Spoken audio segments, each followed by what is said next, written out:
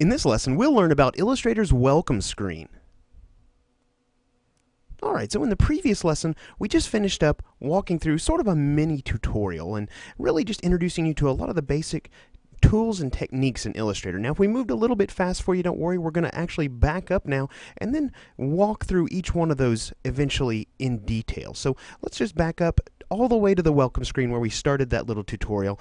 And this is the screen you're going to see when you first launch Illustrator. Now, it's going to look something like this. You can actually move that screen around by grabbing the bar at the top. This is sort of the default load screen that you're going to see in Illustrator, and it has a lot of options here. Now, if you're new to Illustrator, this is actually going to be pretty helpful to go ahead and leave enabled, but as you become more and more accustomed to working in Illustrator, you may eventually want to hide this dialog, and we'll show you how to do that in just a moment. But let's direct our attention to the items over here on the left. Now, we've got recent items listed here. Now, these are several of the documents that I have worked with recently here in Illustrator, so we can quickly access any of those documents just by clicking on the link there under the recent items. And down below that, you're going to see a little folder icon that says open next to it. This icon, if we click on that, we're going to receive a little dialog that's going to allow us to browse to files. So we can open files, both recent and maybe not recent files here on the left side. Now, over on the right side, we've got sort of a create new area. Now, these are what's known as document profiles. And we're actually going to talk more about document profiles in the next lesson. But basically, one of the beautiful things about Illustrator is it allows you to think forward about what the desired output for your file is before you ever even create the file. So we've got here several document profiles, anything from a print document to a flash document, web document, and so on and so forth. So when we create a new document, we can easily select one of these document profiles right here from your welcome screen. Now, there's also a little folder icon down here below that says from template. Now, we're also going to talk about templates in an upcoming lesson, but from here you can actually just click that and browse to the location of a template you may have saved. Now, the default directory for this is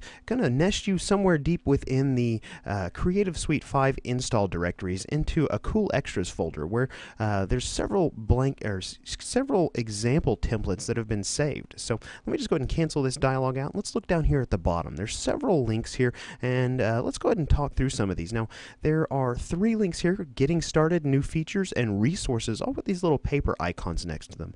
These 3 icons are going to load in the Adobe Help application. Now, let me just show you what that looks like here. Let's say we wanted to go to New Features. Let me just bring that into view. We're going to see here a application open and load that displays the new features. Now, these new features really are linked to the adobe.com help website, but this is a nice little application that comes with Creative Suite. Easily accesses that information for you and allows you to search that. So let's go ahead and minimize that here. And let's talk about this next one here. This is Illustrator Exchange. Now, this is going to link you to an outside website. It's going to look something like this.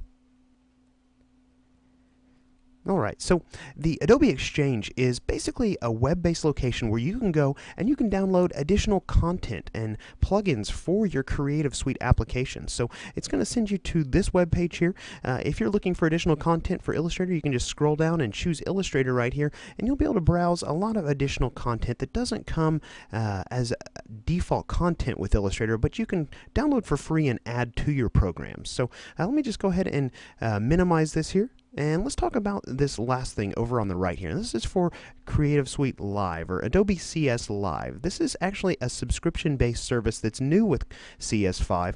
And let me just go ahead and show you the website that sends you to here.